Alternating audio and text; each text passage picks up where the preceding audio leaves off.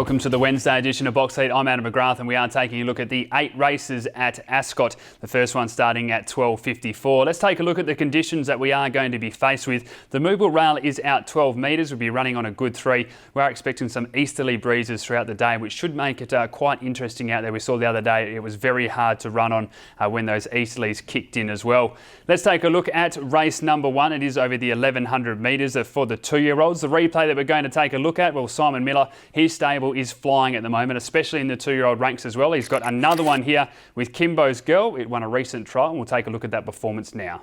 They sweep around the bend as 4 White Fox for Aaron Mitchell, and they were followed back behind them by Nickelodeon, and over on the inside at the tail is Baz of the Bruiser. Inside the final 200 metres, and on the outside going up is Kimbo's Girl for Azapati. It's just in front. Coming through now in the centre is 4 White Fox with a good run. 4 White Fox, and on the outside Kimbo's Girl. They go to the line locked together. The filly by Patronise there was certainly very strong to the line, settled nicely, and we're just used to this with Simon Miller. He knows how to get his 2-year-olds ready. He dominates the 2-year-old racing. He has already this season, and as I said, she looks to be another nice type, drawn perfectly in barrier 4. The combination of Simon Miller and Peter Nucky, they now have 101 wins together, just showing how dominant they are as a combination as well. I may get egg on my face though, because I've decided to leave her out. There's a couple that have just impressed me a little bit more. We'll go through them just in number order. Number 1, Crystal Shot, put a line through last start. The tongue tie goes on, so I could only think that this horse choked down last start, because the start before it was only beaten 1.5 lengths by Diamond Princess, which has since run against the River and these types and has been very competitive as well. So with those form lines and dropping back from the 1200 to the 1100, I'm expecting Crystal Shot to improve dramatically from barrier 1. Rich Red was green last start, also from Paul Jordan's stable, but again the form lines around the River and the Celt aren't too bad, and I expect this horse to improve. Barrier 6 should get its opportunity, and again coming from those Saturday races to this midweek, I think it is certainly in contention. I really like the trial of number 3, Dainty Tess. It won that with absolute ease. It was really disappointing first up on debut, beaten 7 lengths by Trademark on that occasion. Expecting it to improve here. William Pite takes the ride, barrier 5 with the 55 kilos. And the one that I really like, I never tip a horse from the 400 metre trial without trialling over the 950, but I'm going to on this occasion. I really liked number 8, Pro No Lies for Dion Luciani, Jason Whiting to ride. Just attacked the line strongly, did a lot right, and I thought even though those closing stages, Whiting had a really tight hold of this galloper, so I'm willing to put her on top. I think she can get the chocolates for us. So number 8 is on top for race number 1. From number 2, Rich Red, number 3, Dainty Tess, and 1, Crystal Shot. Race number 2 at Ascot, it's Perth race number 4 for our Singapore viewers. It is over the 1,000 metres, 11 runners to take a look at, and a lot of these have just been knocking on the door for a while without being without winning. And I speak of the likes of War God. Lightning Fashion was very impressive last start as well. Intercity Disco has been racing well, and I was also impressed with Argyle Express last start as well. They used the cutaway to its advantage to put in a nice run, finishing 3 lengths behind Fermentation. The replay that we're going to take a look at is Intercity Disco. As I said, hasn't been too far away in recent runs. Was beaten 2 lengths by Culverin last start, and that's the replay that we're going to take a look at now.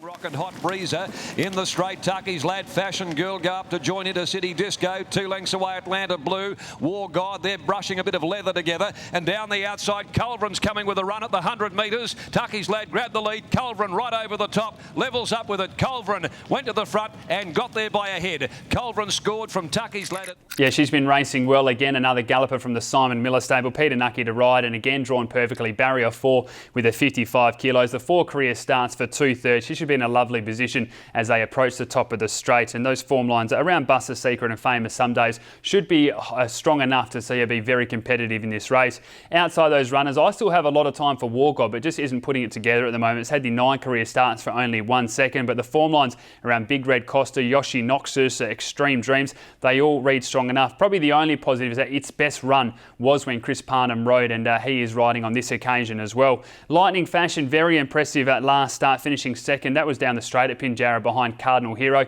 Whether it can improve from that run again and show that around the bend here at Ascot over the 1100 metres, we'll have to wait and see. Ben Patterson takes a ride with Peter Nucky riding Intercity Disco, so maybe a little bit of a lean there. I also really like the trial as well of 2 for 22. Very impressive for Dan Pearce, Jared Noski to ride. Now, Jared rode both the Dans that are making their debut in this race and has elected to go for 2 for 22, so I've lent that way as well. Barrier 3, I think it just was hidden in the trial trial and then got out late and attacked the line strongly, and from that showed enough that it could certainly win on debut. And number 7, Wings of Hope, you go through the form lines, they're beaten a short head by Military Rock and then 3 lengths by Hot Goods. Now those form lines are strong enough to win a race like this. Drawn well in barrier 2 with the 55 kilos. Came out of a strong recent trial behind Black Dynamite as well, so I think she can certainly run a bit of a race, and that is the way that I'm going to be tipping. Number 7, Wings of Hope on top from number 8, Intercity Disco, number 6, 2 for 22, and number 2, Lightning Fashion.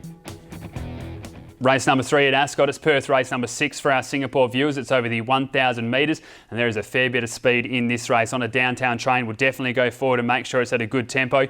Big Alley Cat's been racing well as well, and Fireborn, we know that she has a lot of speed.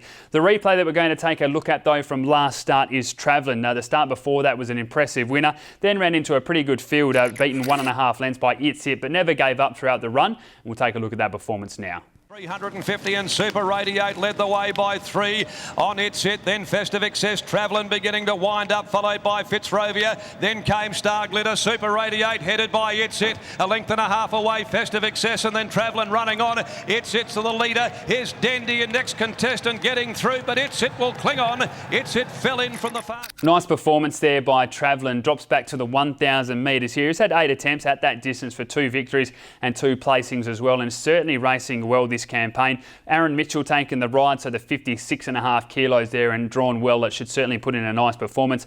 As I said, on a downtown train, we'll definitely go forward and provide speed in the race. You look at its form lines around Silverstream, also Lenience and Kenosha. If on a downtown train rocks up, he is going to be very hard to beat, especially if leaders can get a bit of a run on through this day. Shelby Botel to ride, so the 57.5 kilos. As I said, if the early pattern is leaders, I'd be backing on a downtown train for this race. Outside of them, another 4, Mighty Blonde. Clint Johnson Porter takes the ride here. Now, he had the road on Travellin in the recent start, so I can only suggest that he has lent this way, and I don't blame him as well, because this horse has been racing very well behind Furious Dame, Mr. Motown, also Roger the Roman, and it actually beats Fireborn at 2 kilos better for only a 1/4 length defeat, so does get in nicely in the weight, should be attacking the line strongly. And I really like the trial of number 8, Ruby Can Run. She's got a lot of class about her. Has been first up 3 occasions for a victory and 2/3, so the 7 career starts for 5 placings and 1 victory as well. She's got a bit of class about her, and the recent trial showed that she has certainly returned in some form, and that is the way that I'm going to be tipping. Number 8, Ruby Can Run on top from 4, Mighty Blonde, number 3, Travellin, and 1 on a downtown train. Race number 4 at Ascot. It's Perth race number 7 for our Singapore viewers. It's over the 1,200 metres.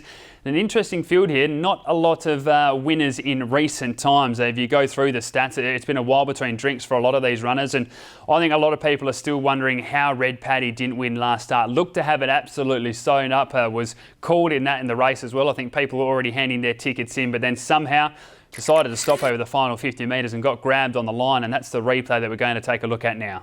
Marty Wilson, no smoke, and again regain the lead at the top of the straight. Quickly races away by 2 or 3 lengths, long overdue. And now Red Paddy, he hits the trigger. Red Paddy comes at no smoking with 150 to go. Red Paddy races up, draws level, hits the front. Smarty Wilson giving chase down the outside. Red Paddy ducked in. Smarty Wilson dived at him, and Smarty. Still painful for the punters to have a look at that. No idea how Red Paddy lost on that occasion. Aaron Mitchell keeps the ride here, so the 56 kilos, flying at the moment, as is a Simon Miller stable, which we've mentioned numerous times in this preview already. Drawn nicely in barrier 3, has never missed a placing when at the track and distance. Looks very hard to beat as well. Will be my on-top selection. Outside of those, Star Glitter, look, hasn't won for 816 days, but you go through the form lines. Profit Street, Fools Bet, It's It, certainly reads well. Clint Johnson Porter takes the ride, so there's a bit of a claim now as well in this. 6 attempts at the track and distance, placed on 2 occasions, but this again looks a winnable race, but many do for Star Glitter. I think that is the problem for this galloper. Snack Pack, very unlucky last start. Looked the winner about 150 metres out before being caught by Red Rains. Patrick Carberry took the ride on that occasion when Paul Harvey pulled out, and he keeps the ride as well. He did a lot ride on Snack Pack, so they'll be looking to break out a 249-day drought there as well. And the other galloper that's been racing well is number 7, Hezatoria. A good run last start over the 1,000 metres, was in that Snack Pack race as well, but when racing over the 1,200 metres at Ascot, has had 3 attempts and has placed on 3 occasions. So some good form lines there. Drawn nicely in barrier 6 with the 54 kilos. Should be running on strongly. Let's take a look at the selections for race number 4. I'm going to give Red Paddy another chance from number 2, Star Glitter, 7, Hezatoria, and 4, Snack Pack.